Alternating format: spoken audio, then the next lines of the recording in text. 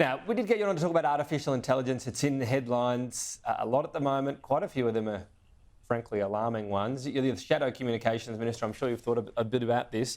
What do you think about the technology generally? Do we have a fair bit to fear about this, or is that concern overblown? Tom, look, I think this is a very big deal. We should not understate how big artificial intelligence is. It is the biggest technology development since the creation of the internet itself. And it's got lots of great opportunities in terms of improved productivity, in terms of medical research, a whole lot of areas. But, there are risks too, and it's appropriate to consider those risks. It's appropriate for government to be cognizant of those risks. The government's been a little slow, to be frank, in taking on this challenge, but, we did welcome those discussion papers they put out last week. But it is a very significant issue, and it's one that will get only more significant over time. I mean, it's been in the economy and in the world for quite a while. It's sort of getting more attention now. There are elements that we need to act more urgently in. Look at deep fakes, for example. Something like that could change an election result. You could fake Prime Minister or the opposition leader saying something outrageously controversial, a day or two before the polls, and it might be hard to disprove it. Do we need to act on some things a bit more urgently?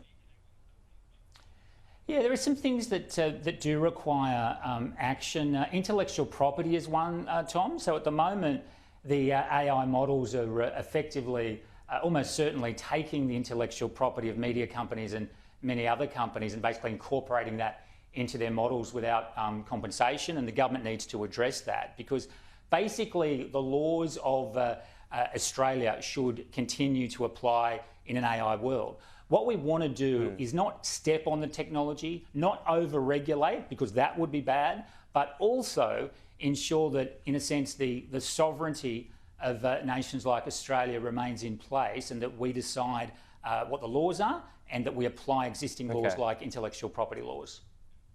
Well, we had the coalition, of course, take action over the likes of Google and Facebook to make sure they paid media companies, including the owner of Sky News Corp, money when they were actually making the money on links and stuff. ChatGPT gets sort of complicated, doesn't it? Because it scans essentially the whole internet, comes up with something through using everyone else's work. Is that a bit trickier? I get what you're saying about IP, but how do you actually do that? Does every organisation get a fraction of a cent? How do you do that? Well, firstly, you have to those models need to be transparent about where they're collecting data from, because it's not just they're taking snippets of data, they're actually turning that into, in a sense, a new product, which is ChatGPT or similar products. So those companies like OpenAI are getting value out of that intellectual property from media companies and lots of other companies as well. And so that does need to be addressed. We want artificial intelligence to have lots of positive impacts on the economy. It will have many positive impacts on the economy, but it also needs to play by the laws of democracies, including Australia. And one of the laws that democracies have is around intellectual property, and it needs to play by those rules. So in your role getting across all of this, how does your head hit the pillow at night? Excited, or is this another way the whole civilization as we know it could end? Look, I think this is huge, Tom, to be frank. This is a gargantuan issue. We're going to be talking about this for months and years and decades. It's a huge deal.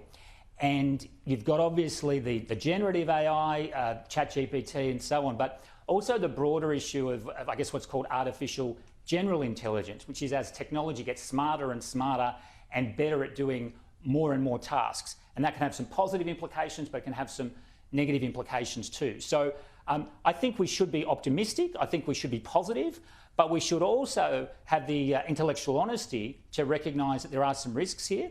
And we want a government that doesn't over-regulate, that doesn't step on the technology, but is also smart enough to be thinking about what's coming down the track and ensuring that Australia retains controls of its laws. David Coleman, appreciate your time today. Thank you. Thanks, Tom.